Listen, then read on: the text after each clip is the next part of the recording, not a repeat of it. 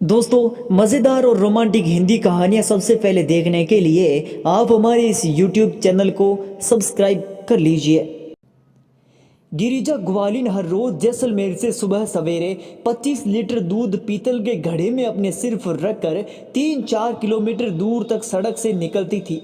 रास्ते में दूध बेचते हुए लाठी गांव पहुंचकर फिल्मी अंदाज में आवाज़ लगाती, मेरा नाम गिरिजा ग्वालिन है, मैं आई दूध बेचने जैसलमेर से।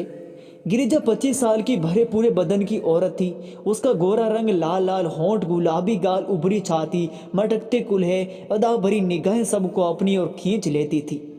गिरिजा के सिर पर ओढ़नी होती थी जिसके दोनों सिरे वह अपनी चोली में खोस देती थी। कमर से घुटनों तक छींटदार घाघरा उस पर खूब फपता था।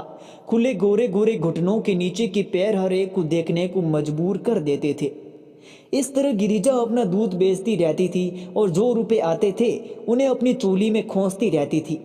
जब चोली में रुपए नहीं समाते थे तो वह उन्हें और दबाकर भर देती थी। इस तरह कुछ रुपए चोली के बाहर तक ऊपर दिखाई दे जाते थे। गिरिजा अपना सारा दूध बेचकर जैसलमेर लौट जाती थी। लाठी गांव की लठेत अपना लठ लिए धमाकाते, जबरन पैसे छीनते व जवान लड़कियों औरतों को छेड़ने से भी नहीं चूकते थे।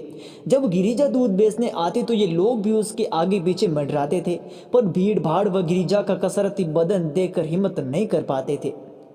एक दिन जब गिरिजा सारा दूध बेचकर अकेले खड़ी थी तो कुछ मनचलों ने मौका देखा। उनके ग्रुप में बलवंत सिंह भी था।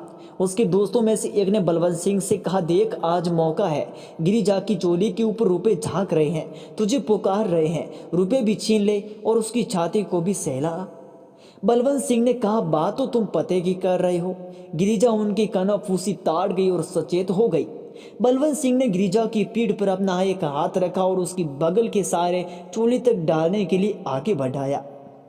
यह देखकर गिरिजा ने उसका हाथ अपनी बगल में ही दबा दिया, जिससे वह चोली तक नहीं पहुंच सका। गिरिजा ने कहा, रे बलवंत, पीठ पीछे से हाथ डालता है, हिम्मत होती तो सामने से आकर मेरी चोली को टटोलने की कोशिश करता तो तू बुजदिल निकला रे। अब सुन, तेरा हाथ मेरी बगल में दबा हुआ है, तू उसे छुड़ाने के लिए अपनी पूरी ताकत लगा दे। अगर तू अपना हाथ छुड़ाने में कामयाब हो जाएगा तो मेरी चोली में सारे रुपए तेरे हो जाएंगे और मैं तुझे मुफ्त में जैसलमेर सैर कराने ले जाऊंगी। पर याद रखना कि तेरे साथी बीच में आए तो उनकी भी खैर नहीं। अब तू ताकत लगाकर अपना हाथ छुड़ाने की कोशिश कर, पर अगर तू हाथ छुड़ाने में नाकाम रहा तो ये दूध का घड़ा है ना, इसे पानी से भरकर तुझे अपने सिर पर रखकर पूरे गांव का चक्कर लगाना पड़ेगा। जब वहाँ ये जोर आजमाइश हो रही थी तो काफी भीड़ इकट्ठा हो गई। लोग तमाशा देखकर कहते थे कि अब क्या होगा। इधर बलवंत सिंह अपना हाथ छुड़ाने के लिए पूरा जोर लगा रहा था, उधर गिरिजा का सिकंजा उतना ही कसता जा रहा था। आखिर में बलवंत सिंह थकने लगा, उसके हाथ में तेज दर्द होने लगा, वह कराहने लगा, उसका हाथ टूटने की कगार पर आ गया। तब लोगों ने कहा कि गिरिजा, अब उस पर रहम कर और इसका हाथ अपनी पकड़ से छुड़ा दे। गिरिजा ने फिर फिल्मी अंदाज में बलवंत सिंह से कहा, बोल, तेरे साथ क्या सुलूक किया जाए, तेरा हाथ तोड़ दिया जाए या छोड़ दिया जाए। बलवंत सिंह बोला, मैं तेरा बेटा हूं, मैं हारा, माफी मांगता हूं, मैंने गलती कर दी, मुझे माफ कर दे, मेरा हाथ छोड़ दे वरना टूट जाएगा, मेरा दिमाग खराब था जो मैंने मधुमक्खी के छत्ते में हाथ डाला। तब गिरिजा ने कहा, मैं अब तुझे अपनी गिरफ्त से तभी छोड़ूंगी जब तू और ये तेरे यार दोस्त मुझे और इन सारे गांव वालों को वचन देंगे कि आगे से गुंडागर्दी नहीं करेंगे।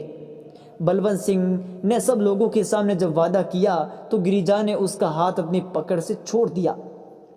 बलवंत सिंह हाथ सहलाते हुए नीचे निगाह करते हुए वहां से इस तरह गायब हुआ जैसे गधे के सिर से सींग। गांव वालों ने गिरिजा की हिम्मत की तारीफ की और नारा लगाया, गिरिजा ग्वालिन जिंदाबाद। इसके बाद गांव वालों ने गिरिजा ग्वालिन को सम्मान के साथ जैसलमेर जाने को कहा और वो वहां से मुस्कुराते हुए चल दी।